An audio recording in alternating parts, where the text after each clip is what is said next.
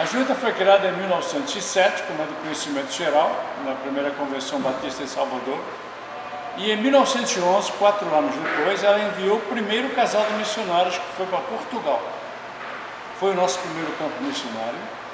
Durante 35 anos foi o único campo dos batistas brasileiros, pois somente em 1946 é que a gente conseguiu entrar no segundo país, segundo campo, que foi a Bolívia, através do pastor Valdomiro Mota e dona Lígia Mota.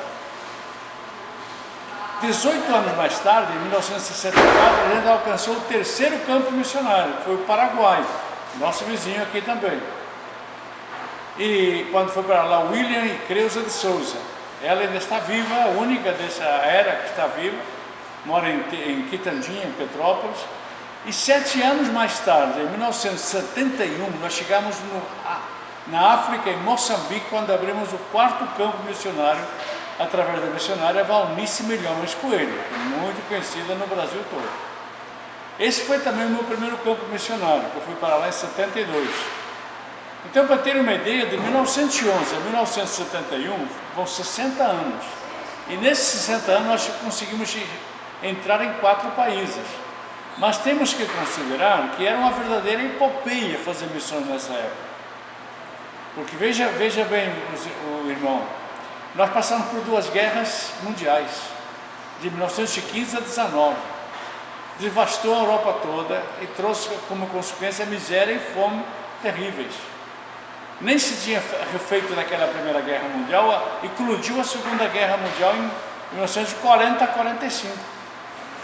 Que, a exemplo da primeira, trouxe destruição, aí a guerra foi tenaz, já com armamentos poderosos como avião, tanques, muito mais do que na Primeira Guerra.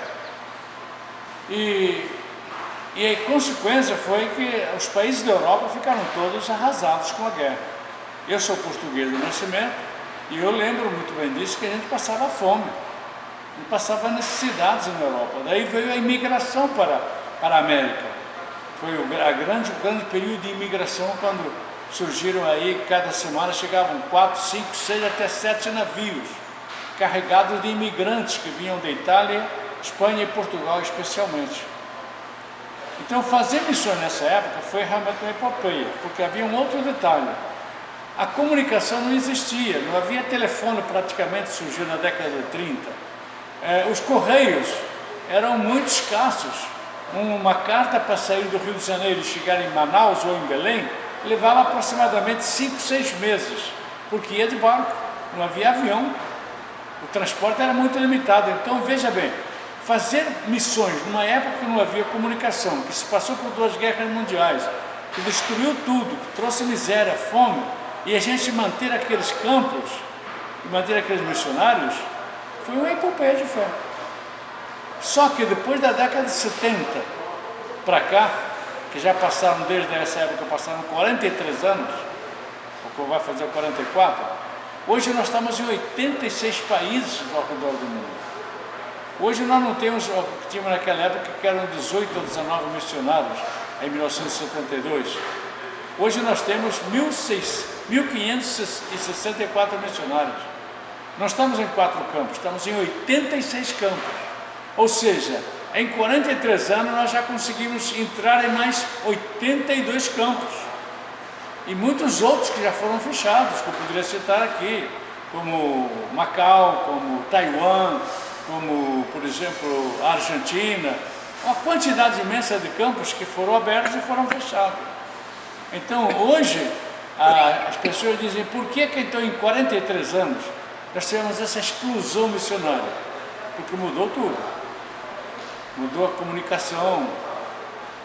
Naquela época se fazia missões com uma oferta levantada ao ano, só uma oferta, que era no dia especial, no mês de março.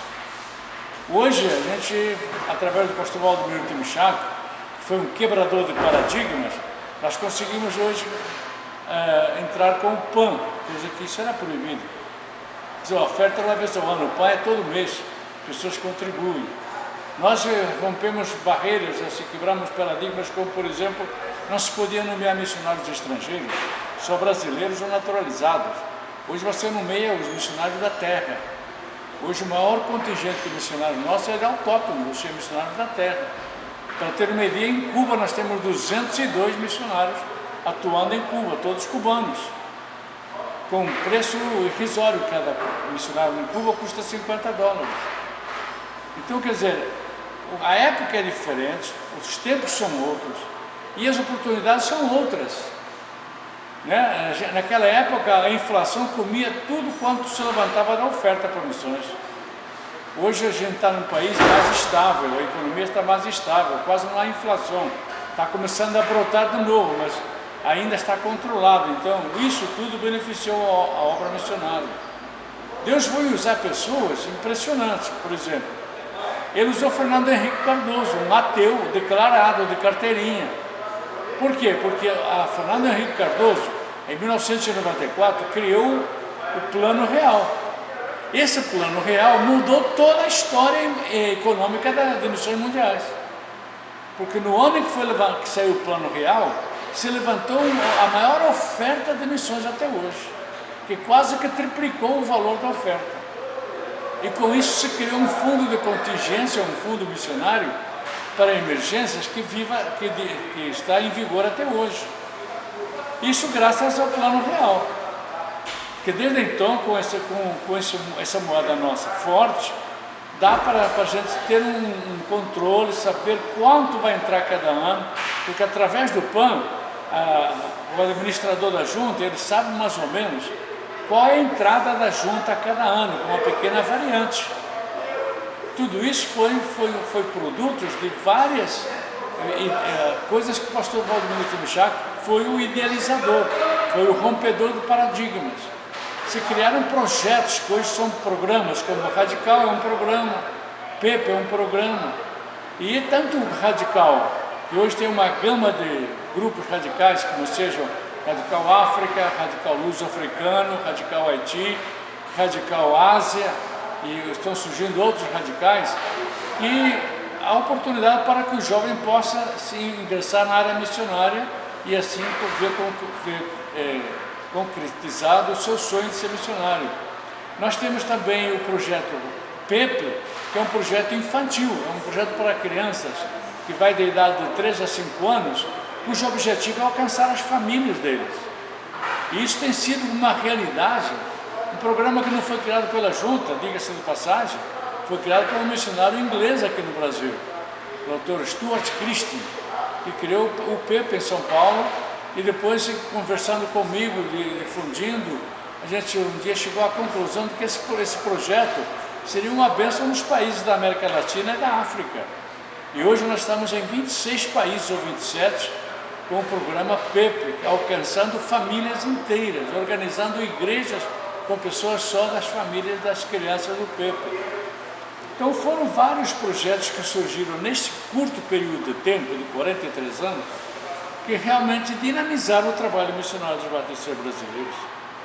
Hoje nós estamos voltados mais para o projeto dos povos não alcançados. Nós hoje estamos entrando em países que eram países hermeticamente fechados. E como é que estamos entrando? Através de um outro programa que foi criado, o PEM, Programa Esportivo Missionário, que eu confesso que no começo eu não acreditava muito nesse projeto. E hoje é um projeto que nos permite entrar em países fechados através de crentes profissionais do esporte que se entregam para a obra missionária, como técnico de futebol, jogadores de futebol, como preparadores físicos. E isso é uma bênção, né? Países fechados, literalmente, que hoje nós temos lá obreiros trabalhando por causa dessa conjuntura do programa esportivo missionário. Então, tudo isso surgiu na década da época do pastor Timichak, que foi um homem sonhador e que Deus o abençoou de uma maneira extraordinária para que criasse esses projetos, levasse a junta esse auge que está, e Deus o chamou para si porque a era dele acabou em 2007. E hoje estamos numa outra era, como o pastor João Marcos. Eu creio que Deus o separou para essa época, por quê? Porque é um homem com uma visão diferente de fazer missões. Ele não